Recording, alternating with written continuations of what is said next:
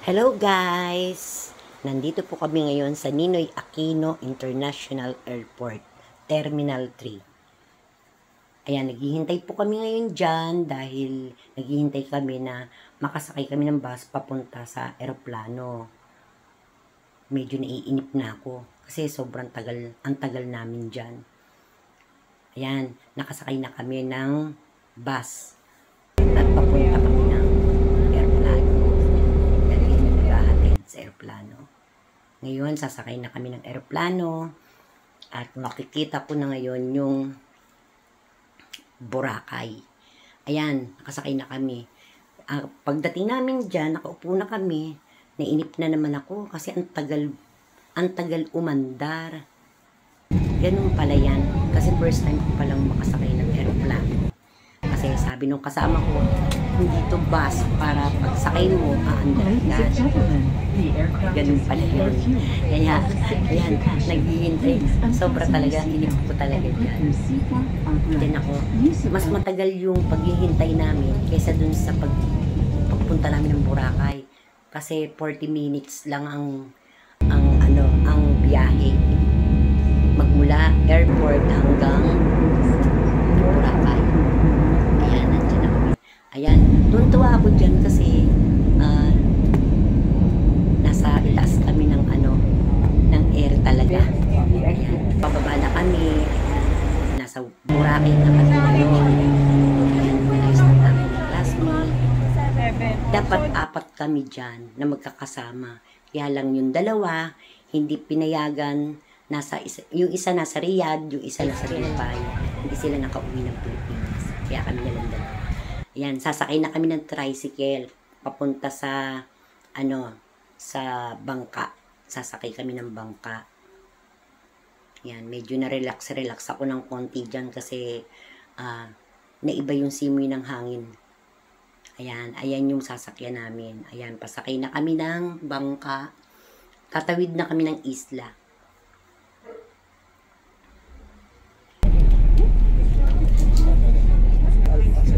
Ayan, malapit na kami. Ang biyahe pala dito magbula doon sa terminal hanggang sa isla ay 20 minutes ang biyahe.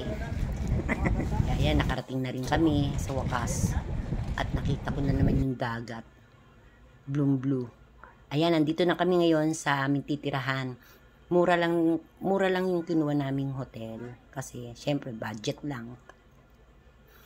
Ayan yung punta muna kami doon sa information para mag-fill up. Ayan yung aking classmate.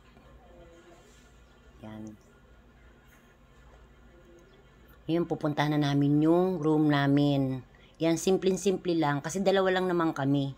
Kaya okay na sa amin yan. Kasi tutulugan lang naman namin. Kasi puro gala kami. Kinabukasan hanggang gabi. Tutulog lang kami dyan. At yung mga gamit namin para maiwan namin. Ayan, kumpleto naman sila. May CR. At saka shower. Yan, may unan, may kumot, lahat, kama. May toothpaste, may toothbrush, may sabon, may shampoo. Pero bumili rin kami ng shampoo kasi hindi ko gusto yung shampoo nila. Ito yung nandito na kami ngayon sa Station 1. Yan yung pinakamalapit na namin sa aming hotel. Dyan muna kami nauna. Pero kinabukasan, maaga kaming aalis para ipasyal ko naman kayo sa iba't ibang beach. Yan. Dito muna kami sa Station 1 kasi sobrang pagod na namin kaya nagpunta muna ako dito sa tabing dagat. Kaya yan. Masarap ang pakiramdam kapag nasa tabing dagat. Yan guys, kinabukasan mamamasyal ulit kami. Pupunta kami sa New Coast Hall, Key Hall, at Puka Beach, Willis Rock.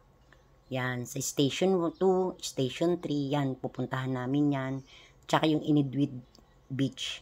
Yan ang huli namin pupuntahan. Kaya, ngayon po, magpapahinga muna ako dyan at relax muna kasi kararating lang namin. na naglilibang-libang muna ako dyan. Ang ganda talaga ng dagat talaga. Sobra. Tsaka, ang sarap ng simoy ng hangin talaga sa tabi ng dagat. Nakaka-relax talaga. Kaya, yun po, susunod, may part 2 pa po to. May part 2. Part 2, part 3. Yan, meron pa yan. Kasi sobrang dami kong pinuntahan. Yeah, thank you for watching. Hanggang dito na lang po. And don't forget to subscribe and click the bell button para updated kayo sa aking video. Thank you guys. Bye. And God bless.